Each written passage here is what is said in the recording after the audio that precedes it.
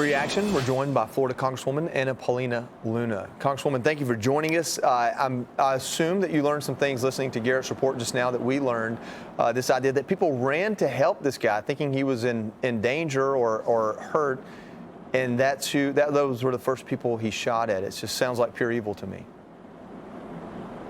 Yeah, I mean, right now we're seeing, especially with after what happened to Charlie, just, a little over a week ago, that a lot of people, I think, are being incentivized to do this. And I think that this can address a bigger issue that we have in this country right now, which is a mental health crisis, especially among some of these people. But I am interested to see what the motivating factors were. It's not the first time we've been seeing these people target churches. We also saw them targeting private schools that were faith-based. And so I think when we're talking about an issue that we have in this country right now, it's a targeted attack against Christianity. And I think that the president has done a good job addressing that, especially on the world stage.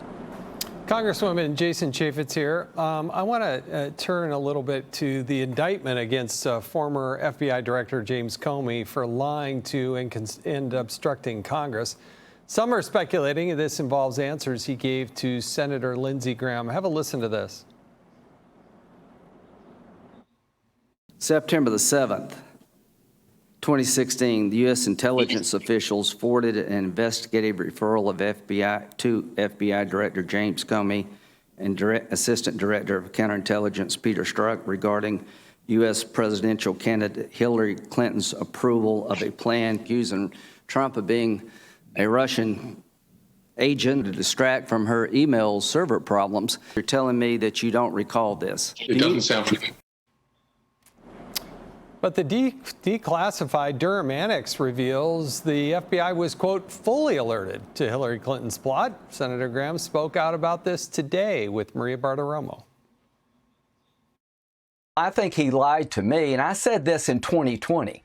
I went on TV that night. I do not believe that it did not ring a bell to him that he got a memo from the CIA saying that maybe Clinton's behind this. I think obstruction was more than leaking classified information. I think the obstruction includes withholding exculpatory information to the FISA court where he had a duty to do it. I think the obstruction includes lying about the grand conspiracy here.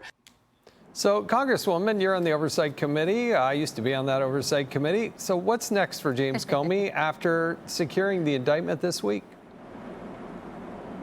Well, look, I think he's going to have to lawyer up. I've been encouraging the DOJ, and I think that they need to arrest someone. We know that there's been a lot of laws broken and people's civil liberties violated. What he's facing is a 5-year prison sentence, and I think that he deserves every bit of that. But I think oversight especially, Congress, as you know, Jason, has the ability to, if people lie to Congress, bring that inherent contempt charge if the DOJ is not going to act. And I think that needs to be something put on the table. Now, I know specifically with his testimony that it's outside of the statute of limitation, if you will, for Congress, because we can only do it for the legislative timing every 2 years. But I do think that people need to be held accountable, and I think the American people want that as well. Congresswoman, it's Anita Vogel. I want to turn to the government shutdown if we can. President Trump is meeting with congressional leaders tomorrow to negotiate a deal that will avert a shutdown before the Wednesday deadline. We just had Massachusetts Democrat Congressman Jake Auchincloss on, and he said this. Take a listen. What we're looking for is to use tariffs to get tough on China, not Canada, to use Medicaid to lower health care premiums, not raise them. Just 2 items here to give some economic breathing room to the middle class. It is not a laundry list, as Senator Thune said. It is specific economic affordability issues. So, Congressman, what's your response to what he said? And, can the two sides come together on the things that he's talking about? Well, the fact is that he left out something very big, and the fact is that Democrats want to push for, I think the number is similar to close to about $1 trillion after all is said and done, for COVID spending levels in regards to some of these programs. Fact is that we haven't been in COVID for a while, and if you really truly want to protect some of these programs like Medicaid, also Social Security, you have to get rid of the fraud, waste, and abuse, and that ties into what they're asking for in regards to some of this excessive spending. But what's really interesting, in my opinion, is that under Joe Biden, they kept saying that if you shut down the the government, you are going to be targeting and really impacting the people that needed it the most. And so isn't it interesting how the talking points have changed? You know, that guy, I've never talked to him in person, and it seemed like he knew that he was coming on Fox News, so he wanted to present himself as a moderate. But the fact is that their policies are essentially charging a pound of flesh. And if they really were genuinely interested in doing what's right by the American people, they'd pass this skinny CR. But, you know, I've always been a fan of those single subject spending bills, and I hope that Congress can eventually get back to that. I love that. Congresswoman, it's Tomi Lahren.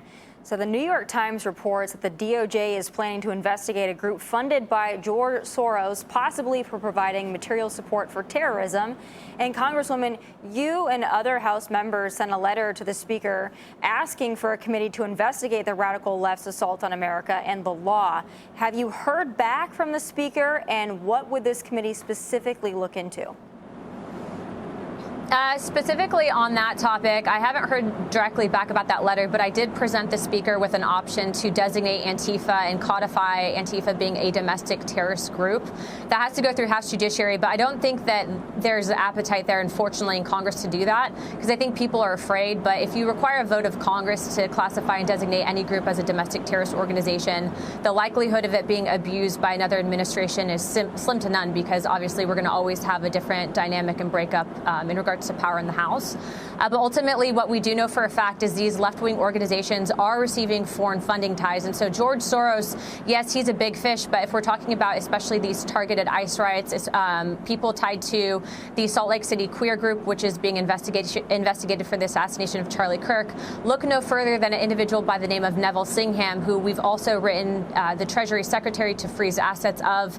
Me and Chairman Comer did that, and then also written the DOJ to charge him with a FARA violation, because we know for a fact that he's receiving his money from Beijing, China. He's hiding out there, not responding to Congress. And ultimately, if you're not a registered foreign agent but doing the bidding, especially violent targeted attacks on behalf of a foreign government, that makes you a foreign terrorist. And so I do think that the administration, specifically the DOJ, needs to act now and be serious about this way that they're going to address these billionaires. I agree. Congresswoman Anna Paulina Luna, thank you for joining us tonight. Hey, Sean Hannity here. Hey, click here to subscribe to Fox News YouTube page and catch our hottest interviews and most compelling analysis. You will not get it anywhere else.